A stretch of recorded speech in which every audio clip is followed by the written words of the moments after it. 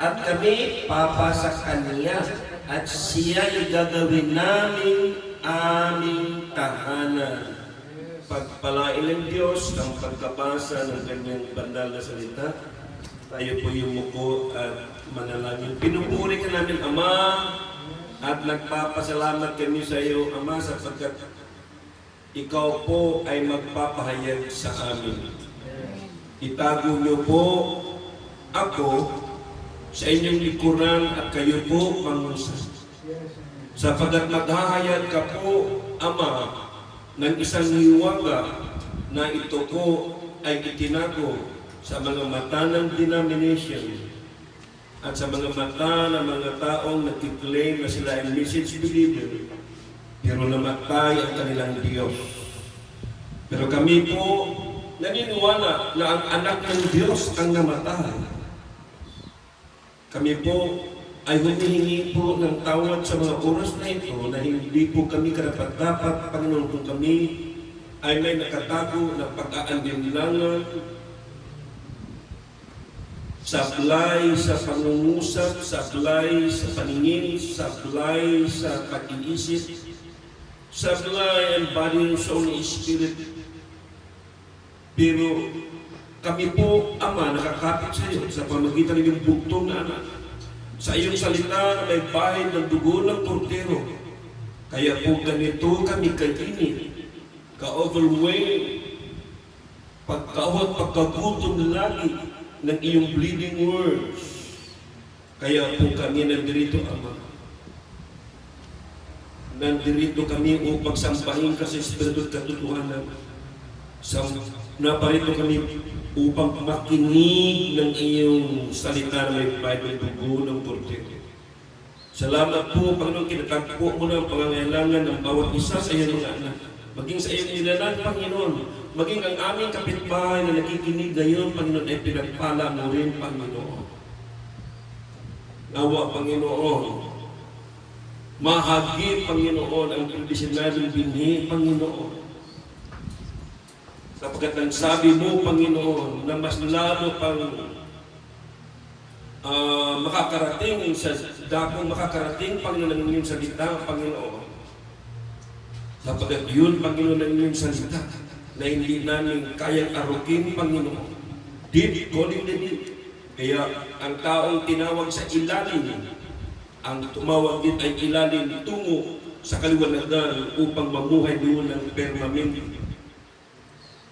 Sa liwanag na walang iba kung hindi ang Diyos at ang anak ng Diyos. Sa pangalan ni Kristo Jesus, ang pugtong na ng Diyos. Amen and Amen. Maupo na po tayo, mga kapatid. Maraming salamat sa inyong prayers.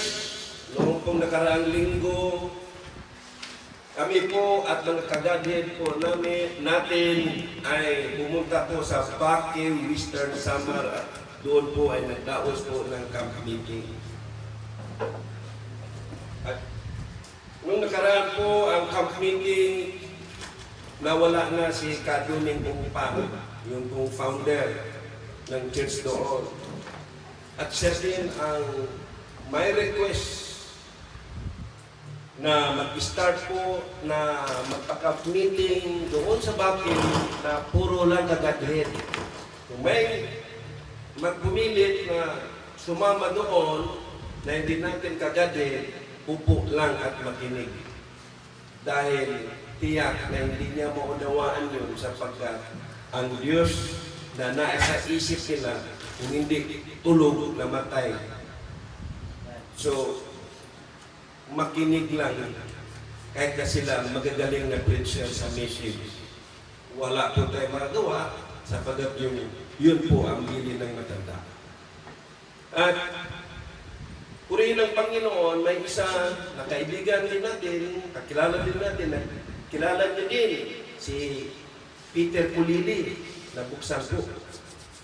Dahil sa sigasin niya na upuan si Pastor Sernan at si kapatid na Bobby Bungpang.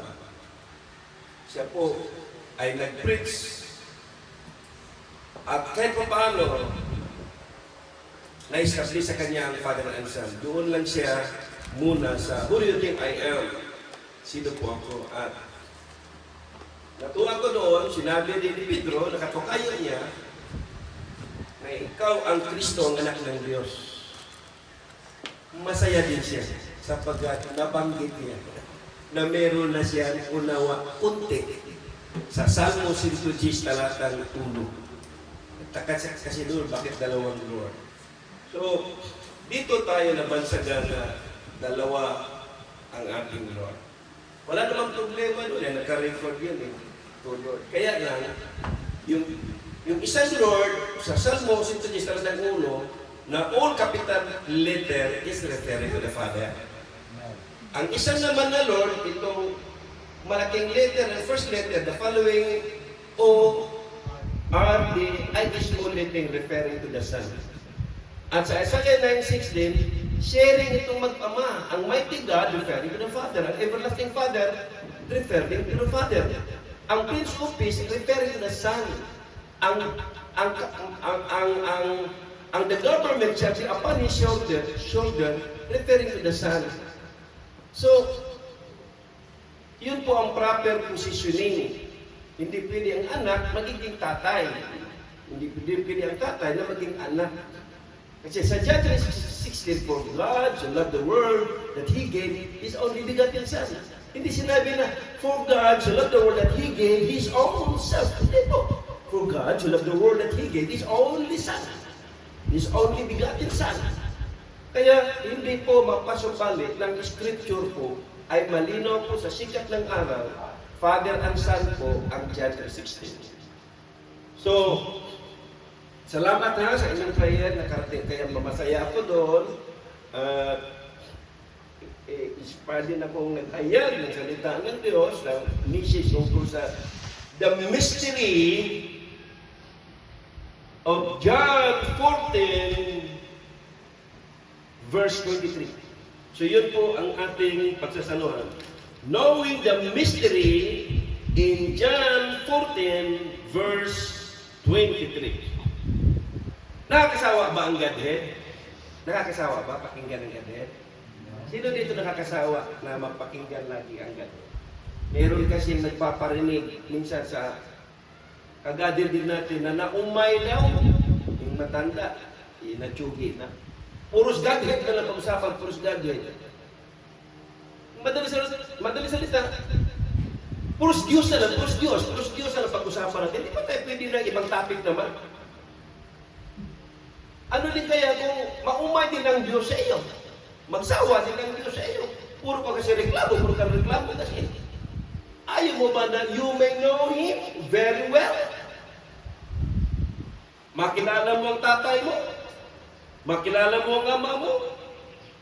Hindi yung ama, naging anak. Naging anak at yung anak naging ama. Karamihan sa mga galing na message believer ay ganun po ang kaisipan. Ano kaya kung ang Diyos din ay magsawa sa atin? In other words, hindi nakakasawa ang Godhead. Para sa akin, hindi po ako nagsasawa. Godhead is my life. Godhead is my world. Godhead is my everything. Without Godhead, I am nothing. Ang we po ba ay nag-iisa lang? Kung banggitin po natin ang we, na may teacher na rin. Sir, if we talk about we, can this be applied in one or two? Kaya magaling siya grammar and teacher.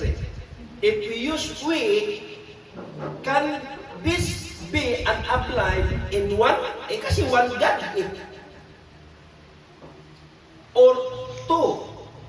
Absolutely, we can be applied in two persons. Jesus answered, if a man loves me, he will keep my words, and my Father will love him, and we will come unto him, unto you, unto us. and we make our abode in Him. Sa Tagalog, at kami ay tatahan sa Kanya.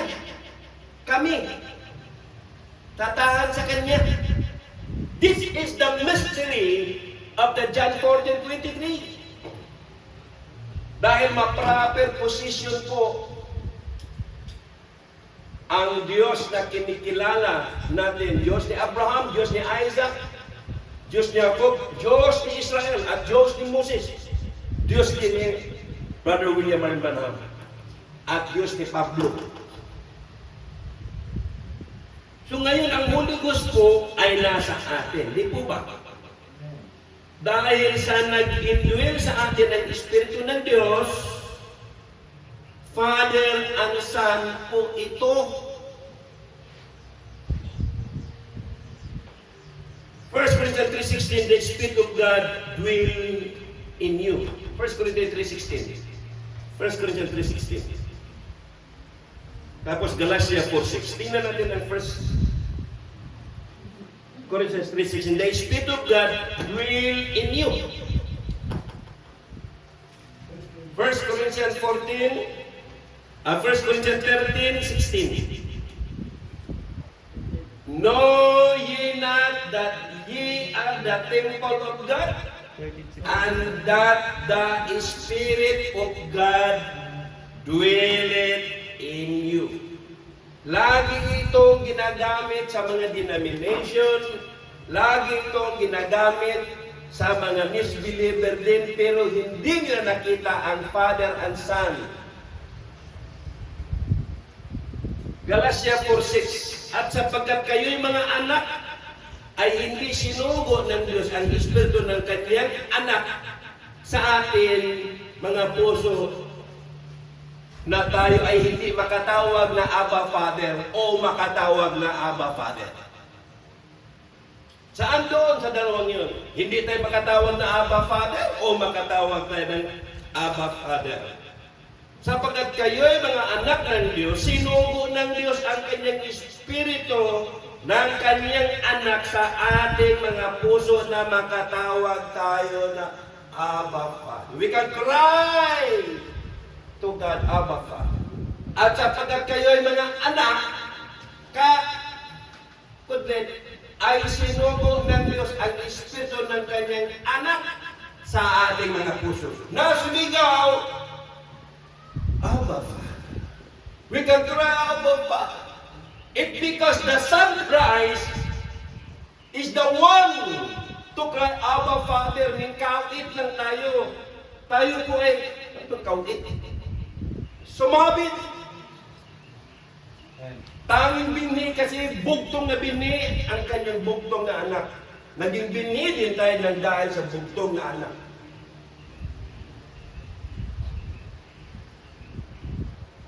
Konektado tayo sa anak because we are the bride and He is the bridegroom. The same we can cry, Abba Father, totoo po yun.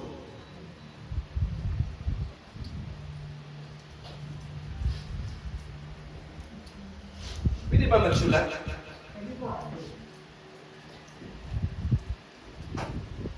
Pupunta tayo sa eternidad.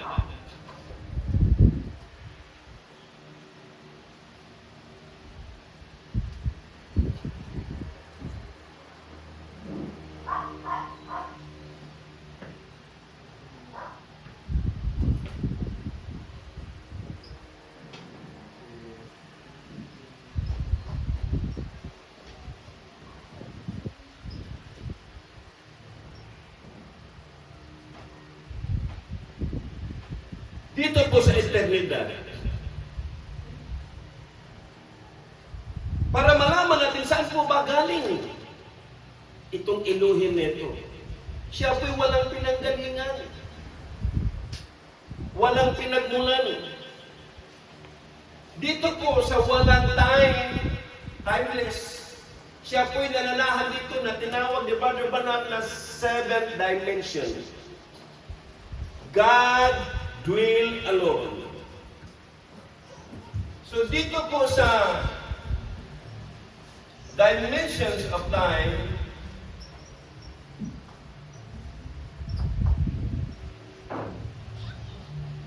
makikita natin mamaya kung sino yung sumulpot sa dimensions of time.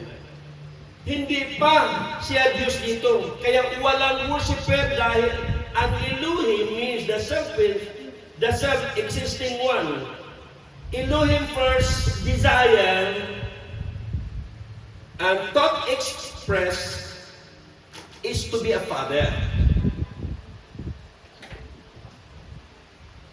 Sa dimensions of time, hindi pa siya God yan. He desired to be a father. Dapat may tatawag sa kanya na father. Kung hindi mag-exist ang anak, wala. Wala rin tayo. So, logos ang tawag sa unang thought express. We got to now. A little lights come out. We got to now.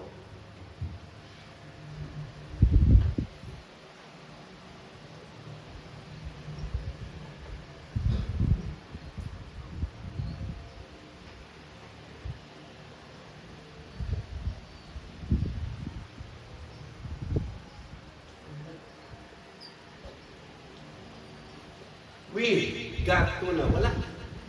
Wala tayo. Walang resibo. Doon sa resibo, sa quotation, pag tinipe mo yung we got to now, lalabas po, ang lalabas, a little light comes out, and this light called Son of God.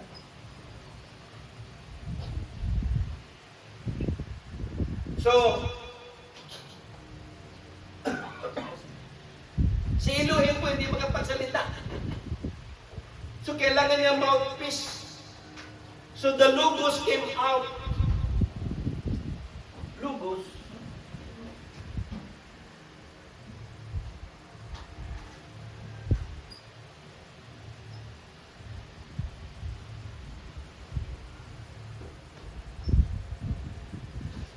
So, sa dimensions of time,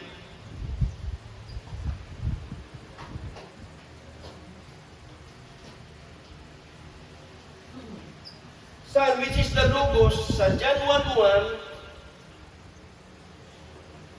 si Elohim na nag-desire to be a father, dito, ningtugpa sa anak.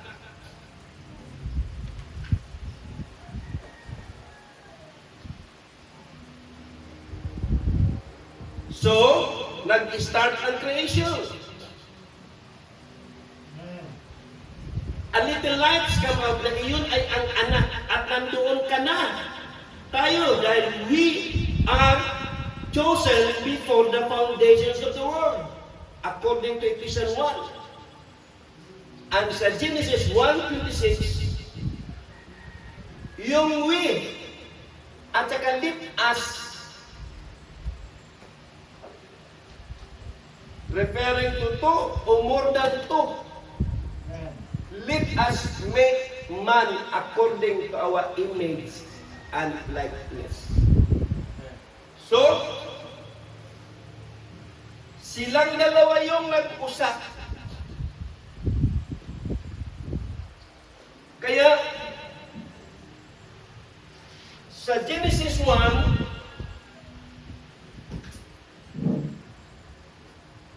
in the beginning, God created heaven.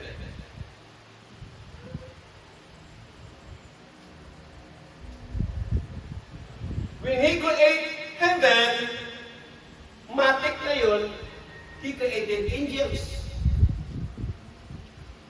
Cherub.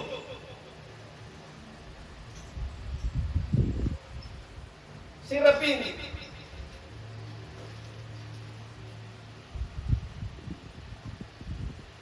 Because at the same time, He decided to be God.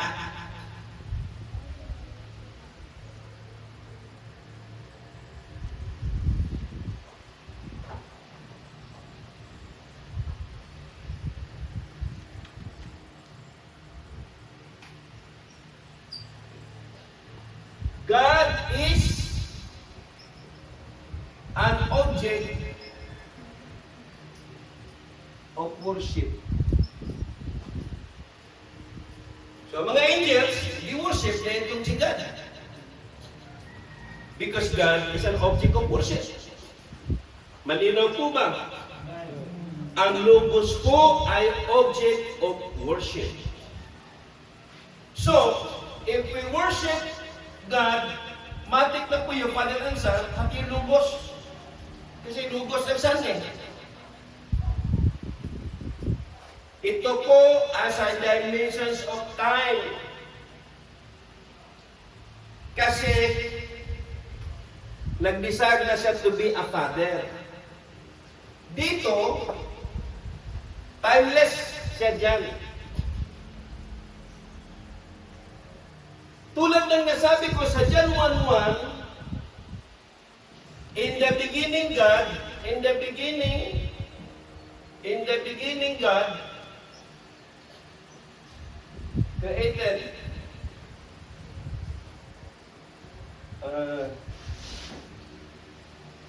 in the beginning God created heaven and earth sa mga dito sa John 1:1. In the beginning was the Word, and the Word was with God. And the Word was with God. Kasi kung ituloy natin, and the Word was God. And the Word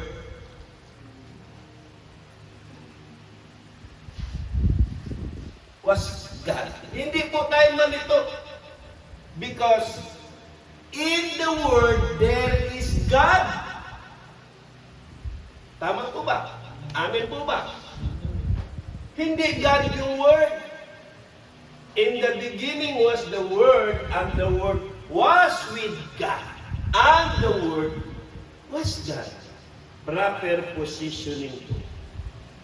Punta po tayo sa 1 Timothy 6:16. Who only had immortality dwelling in the light, which no man can approach unto, no man hath seen, nor can see, to whom be honor and power everlasting. Amen. Who only had immortality, dwelling in the light, which no man can approach unto, whom no man hath seen, nor can see, to whom be honor and power everlasting. Amen. Sa Tagalog,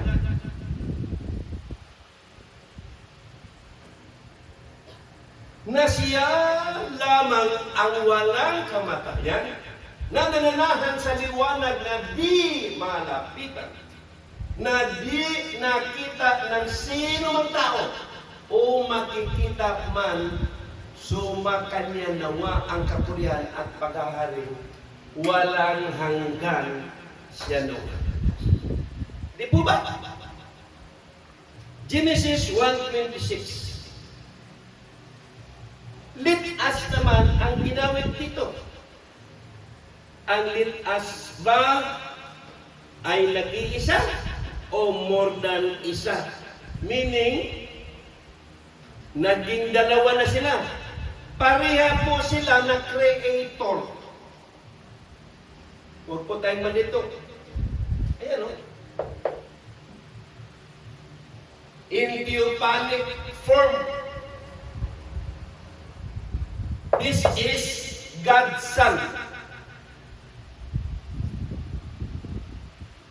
Kaya pareha sila creator. Pero doon sa 16 element, hindi matawag siya God's Son. Siya'y anak lang ng Diyos. Pag God's Son, God yun.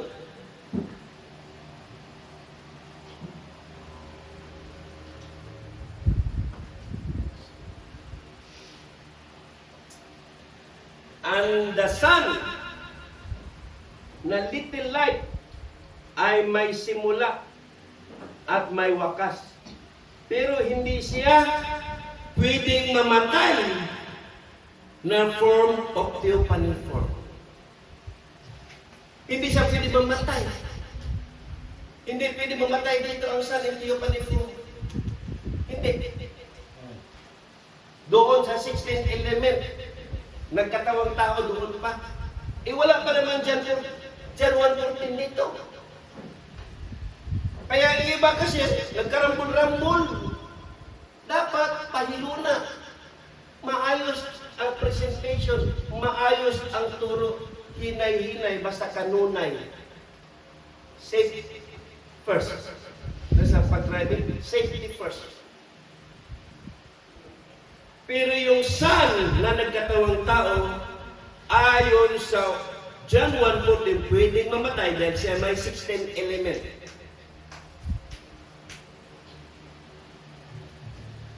Sila yung nag-usap na let us create man according to our likeness and image. Our likeness.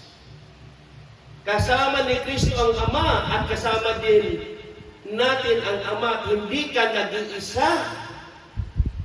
At kung maglakad ka nag-iisa, dahil tiyak, hindi ka message believer kasi nag-iisa kang lumakad. Dapat kasama mo ang Diyos. Emmanuel, God is with us. The Bible says, greater is He than in this world. Ano ba sa Tagalog yung greater is He than in this world? Hindi ko lang matandaan yung book, chapter, verse.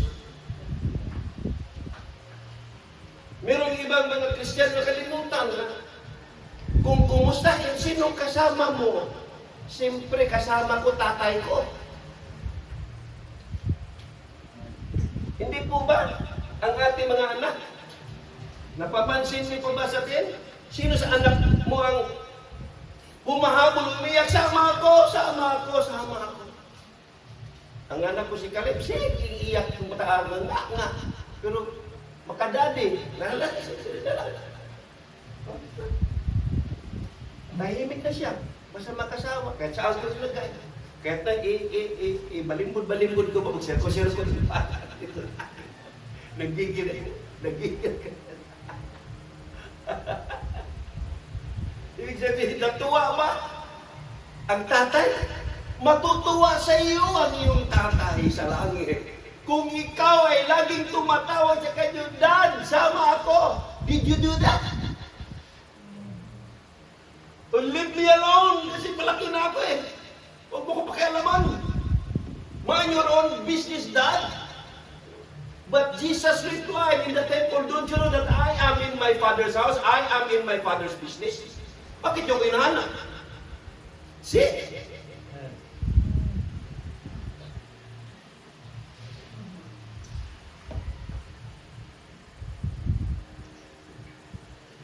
Gusto mo makita ang Diyos? Gusto mo makita ang Ama? Gusto mo ba tumulad kay Philip? Dapat magtago ang Diyos para makita mo siya. Magtago siya doon sa kanyang bugtong na anak. Para makita siya. At magtago din siya sa atin para makita nila ang Diyos na nakatago kung paano natin ikwento ang Godhead na maayos sapagkat kasama natin ang Diyos. Ganun po yun.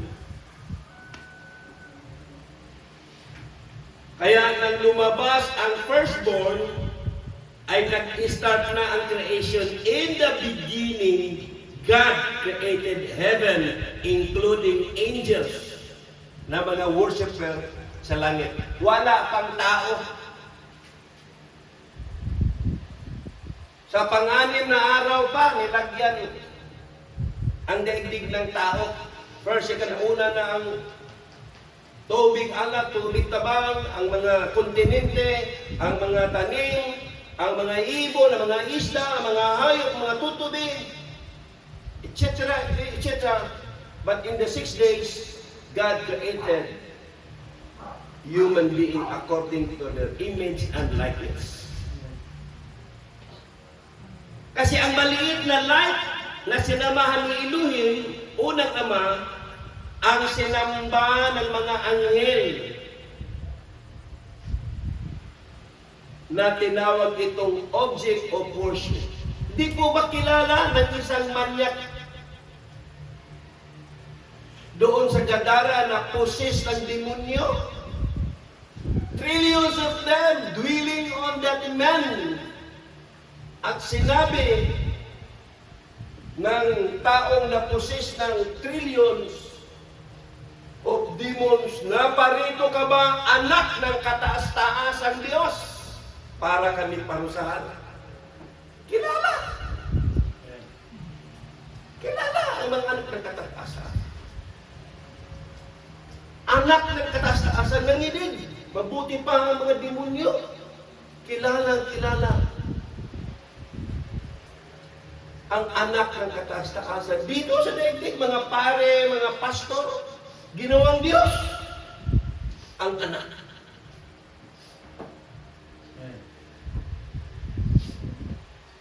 Ang katawang iyon na nag-imorpe na iba't ibang hugis o form sa Old Testament na kasama ng mga chosen people o mga Hudyo in a form of a cloud.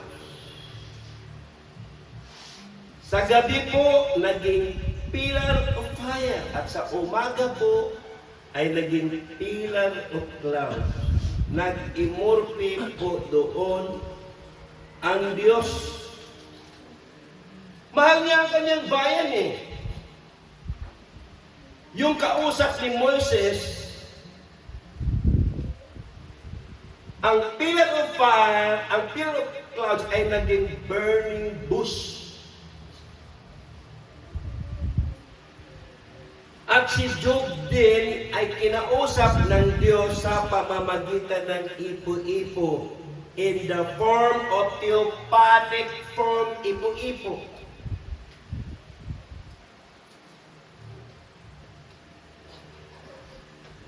Hindi po ba si Brother Panam kinausap din ng Diyos sa pamamagitan ng ipo-ipo? Jesus Christ, the same yesterday, today, and forever. Hebrew 13:8. The theophanic form of the firstborn in a form of ipo-ipo, at hindi na Son or Jesus Christ in a form of 16 elements. Hindi po yun. Hindi po yun. Hindi po yung Jesus Christ in a form of 16 elements. See? Ang opisina po ng anak, the office of the Son, pwedeng makita at pwede rin hindi. The office of the Son, it can be seen or it can be not. Tulad halimbawa, na dalawa-tatlo nakakatipon-tipon, ako'y nasa kalagitnaan, sabi ng anak. Oh, kita mo nga anak, kapil mo rin. Makita mo bang anak? Hindi, di ba?